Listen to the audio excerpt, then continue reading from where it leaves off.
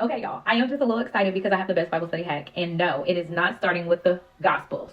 It's not starting with Matthew, Mark, Luke, John, y'all. I'm telling you, so stay tuned if you want to know this method. So, I have tried studying the Bible. And granted, I grew up in church. My dad's a pastor. I grew up Pentecostal apostolic. So, I should know my word. But I don't know it as much as I should, which is why I needed help with actually studying the Word of God. So, let's backtrack.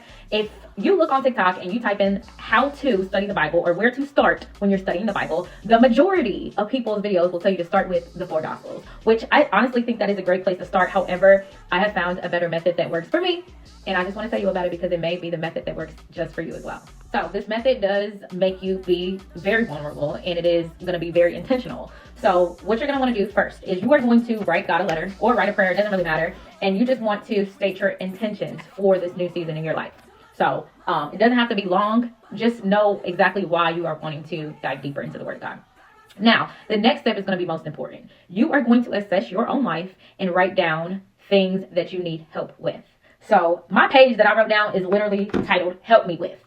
And then I wrote a long list of things that I had going on in my life. Bad situations, temptations. It doesn't matter if you're going to want to write it on the list. And be honest, because God already knows. He knows all of this. So just go ahead and be vulnerable so we can start working on those things. For example, some of the things that I put on my list, and everybody's list is not going to be the same.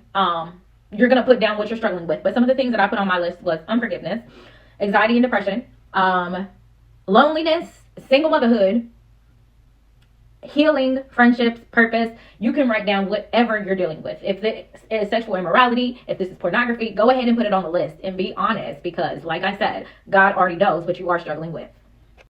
Now, this is where the homework comes in. You're going to have to do a little research. For each of those topics that you wrote down, you are going to go to trusty Google, or you can use a Bible app to literally put into Google, give me a list of different books of the Bible or chapters or scriptures that deal with said situation. So if you are struggling with anxiety and depression, put that into Google, and it is going to give you different scriptures that deal with anxiety and depression.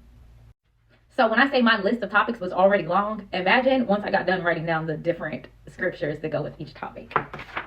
Easily found 20 different either books of the Bible or scriptures that deal with said situations, and that is where you are going to start.